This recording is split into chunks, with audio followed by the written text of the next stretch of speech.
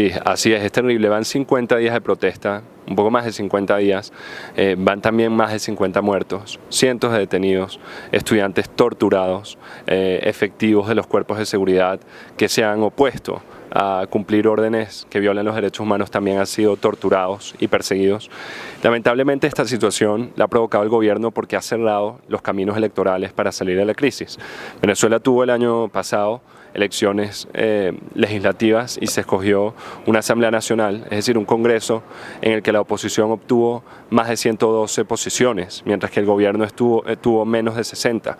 El gobierno ha desconocido todas las acciones de la Asamblea Nacional, las ha tildado de inconstitucionales a través de una sala constitucional que nombró la Corte entre gallos y medianoche a espaldas de la gente, que no fue legitimada por el Congreso y que se ha encargado de boicotear la tarea que ha tenido la Asamblea de buscar una salida a la crisis humanitaria, abriendo un canal que permita que los demás países colaboren con Venezuela, porque tiene hambre y no tiene medicinas, buscar la salida de los presos políticos, que sí hay presos políticos en Venezuela, buscar una salida constitucional al régimen de Maduro, bien sea a través del referéndum revocatorio que se boicoteó el año pasado, a través de las elecciones regionales para escoger nuevos gobernadores y luego las elecciones presidenciales. Todos los procesos y caminos electorales han sido boicoteados en Venezuela y es por eso que la gente está en la calle, porque no tiene derecho a votar, le han robado su dinero, le han robado su comida, sus medicinas, su calidad de vida y ahora también le han quitado el derecho al voto. Oye, aquí vemos que la gente del partido Morena y sobre todo Andrés Manuel tiene muchos acercamientos con la gente de Maduro. ¿Qué le puedes decir a los mexicanos? ¿Qué tan peligroso es un régimen así? Mira, el populismo se sustenta en el miedo y a través del miedo montan regímenes autocráticos en el mundo. Eso se ha visto en Cuba, se vio en Venezuela, en España tiene la amenaza de Podemos y nuestros hermanos en México también tienen la amenaza de Morena. Hasta hace un día o dos, la embajadora María Urbaneja de Venezuela, o del régimen de Venezuela, porque no representa a Venezuela, se reunió con voceros del partido Morena. Y luego, en una cosa que además ellos han tenido que aclarar, porque si no tuviera nada de malo, ¿por qué lo tienen que aclarar? Dicen que ellos no plasmaron ninguna posición sobre Venezuela porque no son intervencionistas. Son intervencionistas para ir a la embajada a retratarse en un acto proselitista con la embajadora, pero no son intervencionistas para decir que hay estudiantes muriendo en la calle, reprimidos por un régimen bastante criminal. No son intervencionistas para decir que hay medios de comunicación que han sido cerrados, que hay presos políticos. Hoy el mundo no es como ayer, el mundo es globalizado, el mundo cada vez está más integrado, los problemas de un país no se reducen solamente a ese país, y mucho menos cuando es el caso de Venezuela, que tiene implicaciones muy directas en temas como de narcotráfico, de corrupción que pasa de nuestras fronteras y sobre todo del soporte que le han dado a grupos políticos muy similares a ellos para que tomen espacios en América Latina y en el mundo.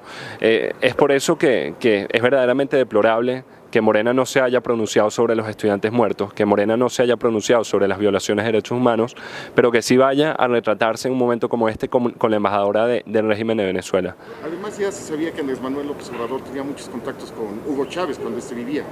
Entonces parece que no es algo nuevo, pero ¿ustedes lo sabían allá en Venezuela? Lo sabíamos, ahora se sabe mucho más porque el caso de Venezuela ha explotado y es un referente para distintos países del mundo y es verdaderamente lamentable, pero no solo eso, hay que advertir a los ciudadanos, muchas veces por querer vengarnos del sistema político actual, por pensar que queremos un cambio radical, por querer castigar a políticos corruptos de lado y lado, terminamos castigándonos a nosotros mismos. Decimos, bueno, vamos a votar por Chávez porque es militar y va a poner orden. Vamos a votar por Maduro porque representa a los pobres y no es corrupto. Terminan siendo más corruptos, terminan llevando aviones con cargamento de droga a Nueva York, los propios sobrinos de la primera dama de Venezuela.